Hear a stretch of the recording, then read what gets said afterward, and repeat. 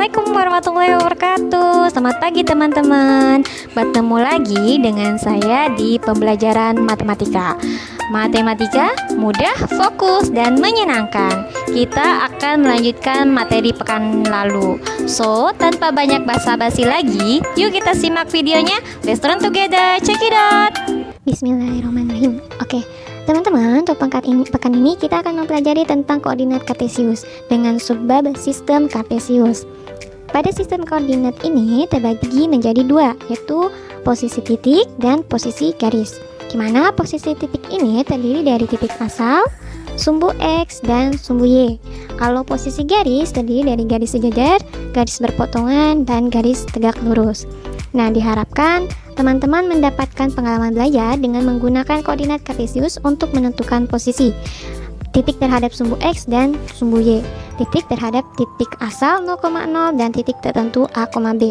Ini diharapkan teman-teman selama belajar sistem kartesius bisa menggunakan koordinat kartesius. Oke, selanjutnya, sebelum jauh kita membahas sistem koordinat, maka kita harus mengenal terlebih dahulu apa sih itu bidang kartesius. Nah, bidang kartesius ditemukan oleh René Descartes yang mengenalkan cara menentukan posisi objek atau titik pada bidang. Nah, posisi objek ini mengacu pada suatu objek yang disebut dengan disebut sebagai titik acuan. Titik acuan pada bidang kartesius disebut dengan titik pusat koordinat. Pada gambar di samping ini ya, teman-teman lihat bidang kartesius yang sebelah kiri. Pada di samping ini ada titik-titik yang berada pada bidang kartesius. Tadi sudah saya sebutkan bahwa pada bidang kartesius memiliki titik acuan. Pada gambar di samping, titik acuannya berupa suatu objek. Misalkan kita melihat taman dari sekolah. Kalau misalnya kita ada di sekolah nih, mau lihat ke taman, maka titik acuannya adalah sekolah. Ya, tapi kalau misalkan kita melihat misalkan sekarang kita ada di rumah, ingin melihat semua tempat atau objek ini dari rumah kita, maka titik acuannya adalah rumah. Ini ada titik acuannya ya, si rumah ini. Dan karena rumah merupakan titik acuan, maka akan terdapat dua sumbu yang berpotongan. Yang pertama sumbu mendatar, yang di sini adalah sumbu mendatar. Ya kan, disebut dengan sumbu X. Ini sumbu X. Selanjutnya ada sumbu tegak lurus atau vertikal yang disebut sebagai sumbu Y. Oke, selanjutnya sekarang kita akan menentukan posisi titik atau objek atau posisi tempat. Karena rumah sebagai titik acuan, maka bisa kita simbolkan nih rumah ya. Tadi sudah saya tulis ini adalah sumbu X, di sini adalah sumbu Y. Karena rumah sebagai titik acuan, maka kita tulis dengan O atau 0 yang disebut dengan sebagai titik pusat atau bisa dikenal juga dengan origin. Nah, untuk nilai yang ada di kanan, karena ini ada sumbu X dan sumbu Y, di sebelah kanan ini bernilai positif. Jadi angkanya adalah 1, 2, 3, 4, 5 dan seterusnya. Terus dari titik pusat atau dari titik acuan ke sebelah kiri ini bernilai negatif ya. Kalau di atas ini bernilai positif. Kita titik acuannya dari rumah ya. Kalau misalkan ke kanan positif, ke kiri negatif, ke atas positif, ke bawah negatif. Oke, jangan sampai terbalik-balik ya. Nah, sekarang kita akan menentukan posisi objek-objek yang ada di bidang ini. Ini kan ada objek, ada kantor polisi, ada sekolah, ada pusat kesenian, ada taman juga. Nah, selanjutnya yang pertama kita akan mencari titik koordinat dari kantor polisi. Nah, kita akan cari titik koordinat dari kantor polisi ya. Kita ingat, titik acuannya adalah rumah. Jadi kita akan lihat jaraknya dari rumah ke kantor polisi itu berapa sih, dan titik kantor polisi pada bidang kartesius itu berapa. Nah, caranya seperti ini ya. Dari kita lihat titik kantor polisi dulu. Titik kantor polisi kita tarik ke bawah, titik-titik ini ya. Nah, menarik titik ini ke sumbu X ternyata menunjukkan angka 2. Kemudian kita tarik titik-titik ini ke sumbu Y, maka menunjukkan angka 3. Jadi titik koordinat kantor polisi adalah 2,3 gitu. Selanjutnya kita akan mengetahui berapa sih titik koordinasi sekolah dari pusat dari titik acuan ini ya, dari titik acuannya rumah. Ini ada 2,3. Oke, saya tulis ulang lagi 2,3. Nah, sekarang sekarang sekolah. Kita tarik titik-titik ke sumbu X. Ternyata kita cari ke sumbu X dulu ya. Sumbu X itu menunjukkan -1. Terus kita tarik lagi ke sumbu Y. Nah, dan dia menunjukkan angka 4. Maka sekolah itu berada di koordinat -1,4. Ya. Nah, sekarang kita akan mengetahui berapa sih titik koordinat pusat kesenian. Nah, sekarang teman-teman lakukan lagi langkah yang tadi. Tarik titik ini ke sumbu X. Lihat dia menunjukkan angka -4 ya. Kemudian kita tarik menuju sumbu Y. Oh, ya betul, sumbu Y. Maaf tadi tulisannya ini. Ke sumbu Y. Dan menunjukkan angka -3. Jadi titik koordinat pusat kesenian adalah -4,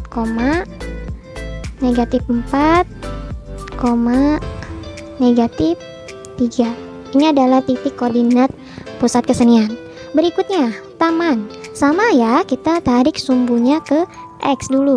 Lihat di X, dia menunjukkan angka berapa? Angka 3. Selanjutnya kita tarik titik ke sumbu Y. Dia menunjukkan angka -1. Maka titik koordinat taman adalah 3,-1. Ini adalah titik koordinat dari beberapa tempat seperti kantor polisi, sekolah, pusat kesenian, dan taman. Oke, ini taman adalah 3,-1.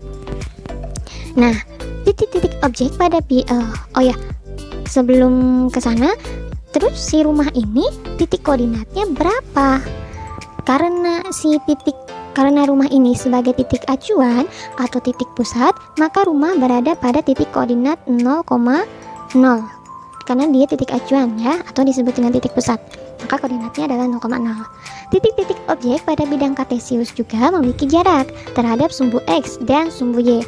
Contohnya kantor polisi, kita hitung ya jarak titik kantor polisi ke sumbu X dan ke sumbu Y.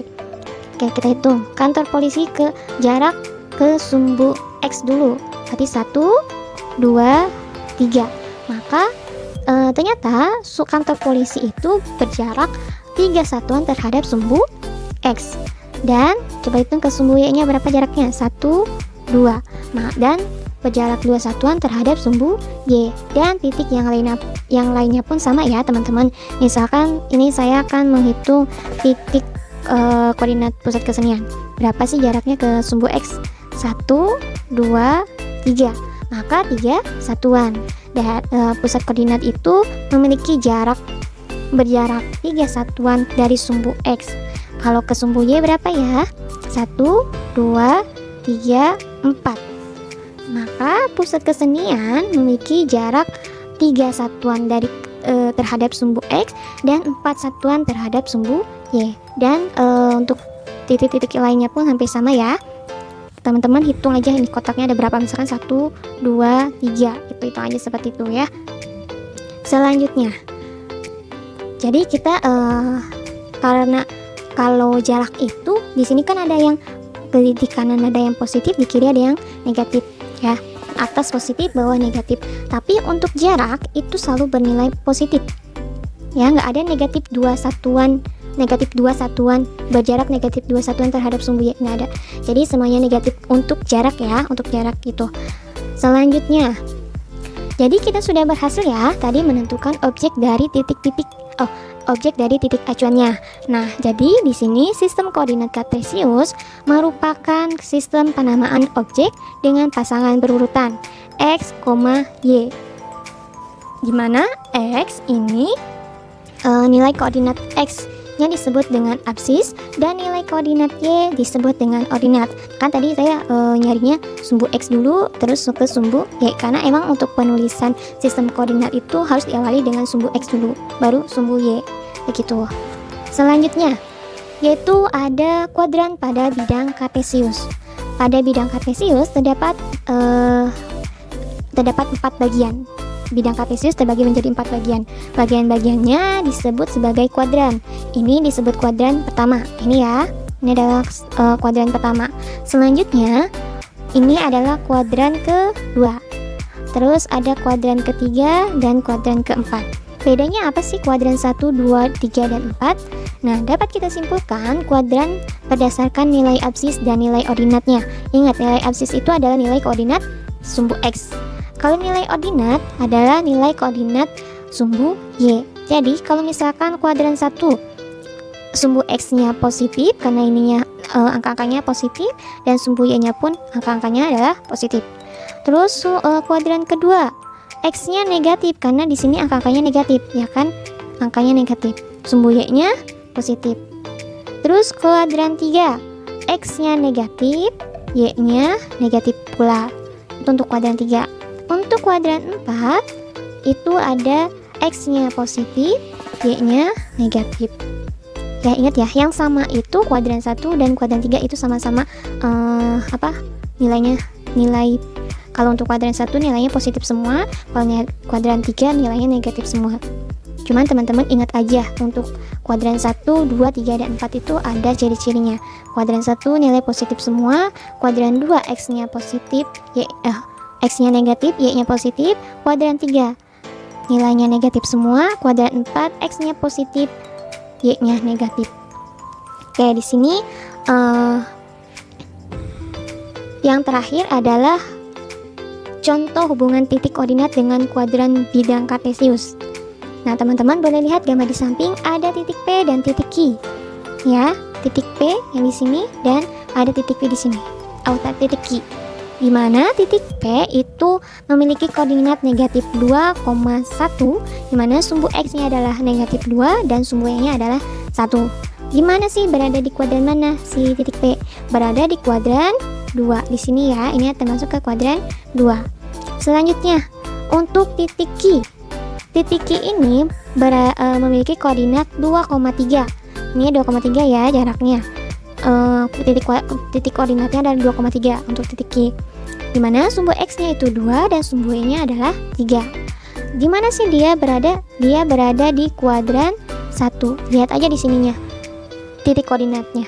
Titik koordinat ini positif-positif semua, berarti di kuadran 1. Kalau di sini titik kuadran X-nya negatif, Y-nya positif, pasti di kuadran 2.